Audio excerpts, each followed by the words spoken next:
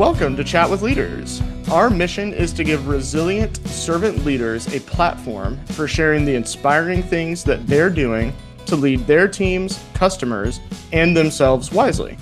Today, I have the pleasure of being joined by Mike Morris, the VP of Business Consulting for EPAM Systems. Hey, Mike. Hey, Chris, how are you? It's good to be here. Thank you so much for joining us. So I know that you have lots of years of leadership experience, but what I really want to kind of talk about today is the last 5 or so years when, you kind of got out of your full-time job and kind of started up your Right. consulting business. I'd love to hear a little bit about that.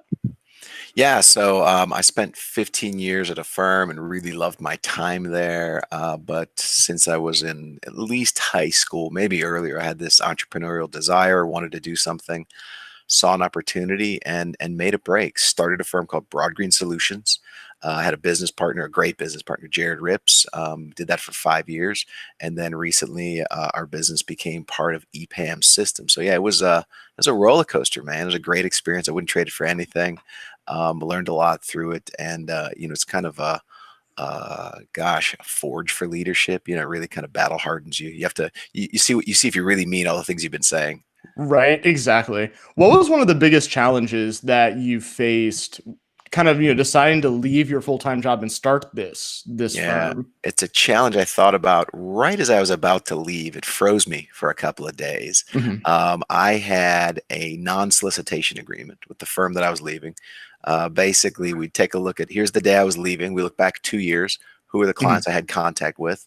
For 2 years after I leave, I'm not supposed to solicit work from them. While I was Yeah. there, I led a P&L. I led, it was about a 200-person consulting group, the Atlanta office. Mhm. And I saw a lot of people leave, many on good terms, some of whom, some small percentage would violate their non-solicitations. And Yeah. I tell my kids things like we only get one reputation. And professional services, we trade on our reputation. So I made up my Yes. mind. I was gonna honor my non-solicitation, talked with the in-house counsel on the way out the door and said, hey, how do Mhm. I stay clean on this? But what froze me was our client list as the leader for the Atlanta office. I looked at my client list very conservatively. That every client we had in Atlanta Yeah. was my client. I had access to their information. I work with their client execs on their plans. I talked with a lot of our buyers, and so that client list at the time, that was a that was a big client list. And so I had to look at Yeah. here's the Atlanta market, and I can't go after. I am not going to let myself pursue some of the best clients in Atlanta. So it froze me for a couple of days because I thought, how am I going to make a living for 2 years? Really had to Yeah. sort through that. And how So did you start? Because I know like my business was entirely built off word of mouth. So if for whatever reason I left mine, which I obviously am not going to be doing that anytime soon, if I right, had a non-solicitation agreement with all the people I know, that's a lot of my clients are my friends. right, So right. how did you get through that? So a lot of those clients were what we would call enterprise, really, really big companies. And when I thought about it, I realized, okay, even without a non-solicitation, it can take a long time to get your first project at a place like that. Yeah. And if that's all you're going after, you can starve just trying to get through that process. Mhm. And so what we did was we decided we would focus on the mid market. For us, that was 100 million to a billion. Greater Atlanta has a ton of those companies. It's a thriving, broad-based, multi-industry economy, and so we just made up our mind we were going to go there. Once we kind of had that critical breakthrough, uh, the, the the network sort of emerged. We knew more people Mhm. in that space than we thought. The mid market is a great place. We realized, kind of going through it, it's a great place to battle harden your message. You have to get in with a fairly senior leader because they're going to be the ones who have authority to engage people. You have Yeah. to be very credible in your first meeting. You have to be willing to qualify these opportunities and see if it's worth continuing to pursue. So it really forced us to battle harden our approach to obtaining new clients, to getting new work, and it worked. We got in with a few. You don't need many when you're getting started; you just need enough. And Mhm. the other thing that happened was, as we passed 1 year, entered our second year doing business, and then as we passed that second year and the non-solicitation was over, we were more credible with the enterprise accounts. I think Oh, totally. I didn't accurately calculate how much that marketplace credibility matters to an enterprise buyer. Have you gone out and proven yourself someplace in the market? Do you have some qualifications, some actual clients? I knew we could do what we were doing. We were doing a lot of the services work we had done in former lives. But it matters more at an enterprise level if someone's going to take you to their boss or their boss's boss to bring in somebody new. So by that point, that was the great blessing, was we had to go to the mid market, and in going there, we battle hard our messages and proved ourselves to the enterprise clients. And over that course of time, I mean, switching from being a full-time employee to being self-employed, how did your Yeah, kind of your strategy in business kind of change through that process of becoming an entrepreneur? that's a great question.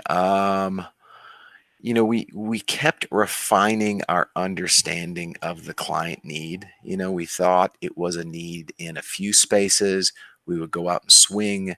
We would tighten it up. I have a dear friend and an advisor, Charlie Paparelli, and every single time I met with him across 5+ years, from before I left until after wrapping it up, um, he was always pushing me to tighten our message and tighten our market. That Mhm. a tight message on a smaller, tighter market, you're going to go after fewer leads, uh, fewer prospects, but your conversion ratio will be higher. You'll establish credibility, and that gives you a base to expand from. So I think if I could travel back in time to year one, Mike, I would say I would push him the same way. Tighten your message up more, tighten it more, tighten it more, tighten your market more, more, more. I think there's a temptation. There was for us.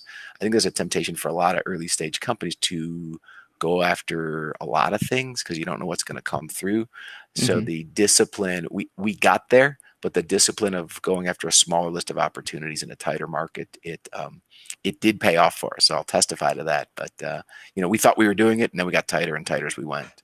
And that we did the same thing really over the last 3 or 4 years. I Yeah, hired somebody about 3 or 4 years ago, and she was like, "We do everything. We do everything for everybody. Like this is not a viable business solution going forward. yeah, You have to kind of hone things in some so that you can become an expert in a particular all industry." right. Did And did you have? so, Sorry, go ahead. no, no, you good. No, I was just going to ask. Did you have some of those realizations like me? Have you thought you had tightened it up, only to realize you could tighten it some more? Did that happen? Because we would bring it in, we'd bring it in. Did you have some of those moments? Oh yeah, totally. Because we've been in the industry for a decade now, and Uh, so my business model is I work with a lot of different people, and we build teams. yeah, And so it's not web development is our core thing that we do, but we bring in content writers, we bring in social media strategists, etc., and we build teams. And so eventually we started marketing ourselves as the mm, one-stop shop. We have everything, but we did not market that well, and it just seemed like we are just a jack of all trades kind of company that doesn't do right, anything right. with expertise at all. Yeah, And so honing that down into the web development arena and the branding arena, and actually kind of pushing branding a little bit off as well now, really helps hone down your client list. You're able to charge a little bit more per client, and just be able to be an expert. That's right. what people want to pay for. Right. So You're reminding me as well. I enjoy helping people with their job searches. I'm not a recruiter. It's not how I make my money. I find that, people get to that job search moment and they genuinely appreciate help. And so, yes. yeah, I think over time I've gotten better at it. I don't know. But one of the things I'll tell folks early on is that my brain works well with specifics. Mhm. So if I ask, what are you looking to do? And you say anything, I don't think of anyone to connect you with. The Yeah. tighter you make it, the more people I think to connect you with. Or if you give me, these are some companies I'm looking to break into. If it's the list of every privately held or publicly traded company in Atlanta, again, that's pretty big. The tighter you make it, I Yeah. start to remember people I know who are there that I can connect with. Maybe they're not in a hiring position, but you can learn more about the company. I Mhm. think it's probably the same way. It, Being an individual looking for a job and being a small firm starting off, you're both looking to have good conversations. You're both looking for opportunities where you could break something open. It's probably not dissimilar. Again, if I could travel back in time to first year Mike, I would say, think of how people, you want people to talk to you about their job searches. Your friends can help you more the tighter and more specific you make it. Exactly. Yes. And that's the way. I've ran my business. It's all basically word of mouth. It's all who you know. It's all about the Right. network. And so the more Yeah. conversations that we can spark, the better, because no matter what line of business you're in, I don't care if you sell widgets and gadgets, people buy something from other people. You don't really buy Right. it from a business per Right. se. Right. People do business with people that they think like them. Yeah. And so the more conversations that you can have, the more people you can get to know. In fact, other than today, I think the last time you and I talked was almost 2 years ago. Yeah. And Well, so, I and then flipped you a our couple worlds leads along the collided. way because your pitch was really tight and I understood why to call you. So, you had refined it to the point that when I saw those needs, there was only about a couple of them. When I saw them, I was like, I've got a guy you should talk with, and then you can take it from there, which is ultimately where you want to be. You want to be getting those inbound referrals from people that really think of you. You're Exactly. reminding me as well of some advice I got. I'll give credit to Linda Hughes. So Linda was Mhm. somebody I worked for back at North Highland. She's been a friend. She's been a client. She told me again, year one, early on, early, she said, be ready to ask people for help. Or maybe I'll say it another way. When somebody asks, how can I help? Have an answer ready. She said, she talked about, entrepreneurial ventures she'd been involved with. And people would say, that's awesome. How can I help? And she couldn't think of something. And I realized if somebody asked me, I didn't know what I would ask for right then. And so Yeah. I started to think through what are some, not generic, but what are things we always need that I know, like I would say, a good conversation with a leader that's looking to drive positive change in their organization. I can never know too many of those folks. They may not need consulting Yeah. help today, but they will at some point, or they'll know somebody who does. If somebody got out of bed today to lead and drive positive change in their organization, those are my people. I always want to meet those. And a Yeah. lot of times for folks, that's a compliment. Hey, I want to connect you with my friend Mike. He's looking to meet, he just likes to know more leaders who got out of bed to drive positive change. And I thought you like, oh, cool. I'll talk with your friend Mike. I mean, it doesn't always work, but it's a nice intro. So that was one of my generic. If somebody ever said, "What can I do?" I'm always looking to meet those folks because again, some of those folks will drive a project and they need some professional services help. And honestly, the people whose interest is piqued from that question or that introductory statement, however you want to put it, Yeah. those are the kind of people that you want to talk to, that kind of get Right. excited about that type of a statement that you just said. Like, Right. who wouldn't want to talk to somebody who's interested in meeting Yeah. leaders who are wanting to make changes? Yeah. Those are the people that are active. Those are the people that have a drive and a passion for what they do. And Right. when you talk to somebody that has a passion for what they do, it just it oozes out of them, for lack of a nicer way to put it. Right. And Right. those people are joys to work with typically as well. Yeah, you know what else? And Ma, you're taking me all these flashbacks from year one. So again, I realized year one that, and I would tell people, I have access to some world class advice givers if I will be uh, wise enough to ask and humble enough to really listen. And so Mhm. I just started asking people for advice. Again, another great mentor advisor of mine, Price Harding. He I over time I would take the advice I got from Linda and it would fuse into the advice I got from Price, which is to find those people who really will help you, because sometimes people would say, how can I help? I would hit them with what I refined, and they would be like, okay, and then they move on, and I would Yeah. never hear anything. So some people, he said, you got to look for the people who are offering to help because it's the polite thing to do, and really find the people who genuinely want to help. He's a guy who will help you. You reach out to that guy. If he can help you, he will do it. That's what makes him so, that's why he's golden. But a lot they're just, unfortunately, there are a lot of people who say that because it's like asking you how your day's going, but they don't genuinely want to know. And so you gotta Yeah. gotta kind of sift it down to that short list pretty quick of who's genuinely looking to have a mutually beneficial relationship where you're helping each other over a long period of time. And as a business owner and a leader, I don't know how people survive without those types of people in their life. Like, I have a pretty tight group of about 4 or 5 different people, all that have completely different backgrounds, Hmm. personal to work, etc. That any big decision I have to make, I go to them and Yeah. I'm like, hey, here are all the cards. I'm not hiding any of them. There's no tricks up my sleeve or anything like that. This is what I have to work with. give me your advice. What would you do in this situation? Yeah. Or even if it's not, a potential solution, just what are your general thoughts? Right. And how people go through life living on an island without those types of people. I Right. don't know how they get from day to day to day. It Yeah. boggles my mind. Yeah, but a cautionary message as well. So for your close circle of friends, I'm sure that that you know what their qualifications are. This would be more for listeners. There's a weird thing in the U.S. where we, as a culture, there's a trap that we will worship entrepreneurs. Put them on a pedestal and listen to everything they'll say about everything. And some entrepreneurs will fall into that trap of giving advice on stuff that they shouldn't give advice on, stuff that they don't know anything Yeah. about, very Hmm. authoritatively. I've seen it also. Sometimes we worship senior executives of big companies who probably should qualify their expertise a bit more. So I found that, Yeah. you're talking about we're a 2-month-old company. I don't really have much to stand on yet. We got a client or two, and people are reaching out to me asking me for advice on starting a business. I felt, and so because I'm a management consultant, I feel this need to qualify my advice. When I know something, and I know the space, I'm not afraid to say something.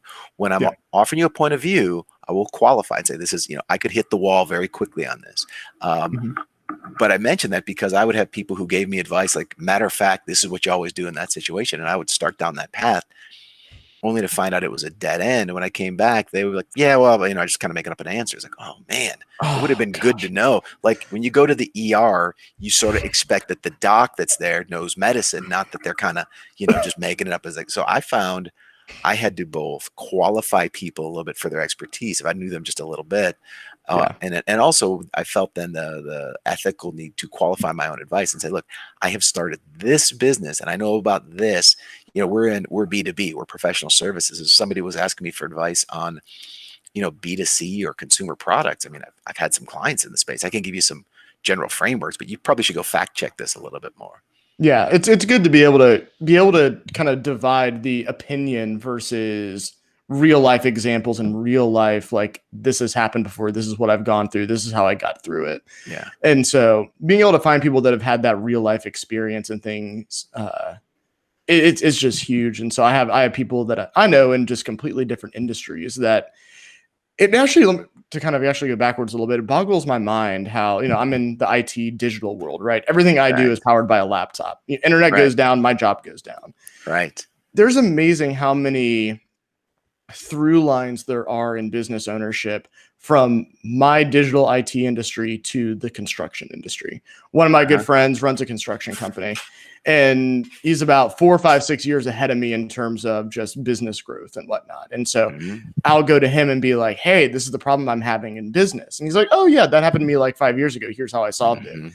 And no matter the industry, the through lines of leadership and just general business objectives, Yeah. you can draw quite a lot of them, which Right. Right. astounded me. Yeah, But there's an idea I kicked around with a friend. We never pulled the trigger on it, but finding people who are at similar stages of growth with their business, but are not in competing fields, and convening that group. There are these different groups in town that where you could. I know folks with C12. It's a really great group. It's a group that pulls together Christian entrepreneurs, business owners, P&L leaders, convenes them to talk about their challenges, and there's value in that. There's real oh value yeah, in that. We never quite pulled the trigger on our idea. Sort of we were kind of busy growing our business and didn't have extra cycles. right, yeah, exactly. So just to kind of wrap things up here today, Mike, what is one thought that you would like to leave our listeners here with today? Something that's encouraging. Yeah, so a bit of a time capsule. I never know when somebody will hit this content down the road, but right now it's June 2020, and we're living in this COVID impacted world. And I remember, first month where we were really feeling the impact as a family and in our business, March of 2020. Um, Unprecedented grace for unprecedented times, and we're still in that, right? They're Mhm. just, our society has challenges. We are now looking race issues in the eye more, um, And so you have people in quarantine, you have all these challenges. A lot of people will comment on how these are unprecedented times, which is true. But then what is our response? Unprecedented grace. Everyone's anxiety level is higher. People are people are struggling across the board. I am blessed to have gainful employment and work, and I stay busy, and the paychecks have come in, and that's not the case for a lot of folks.